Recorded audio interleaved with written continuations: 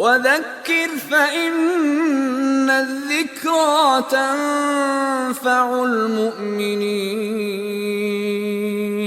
Mentioned that this world is a very, very selfish place. It teaches us to be the opposite of what Allah wants from us. It teaches us to worry just about yourself. When the Prophet, peace be upon him, himself says, you want to prepare a stew or a soup, you prepare a little bit more, you add a little bit more water and give the neighbors. That hadith does not speak about whether the neighbors are needy or not. The fact that they are your neighbors, they're probably on similar lines as you.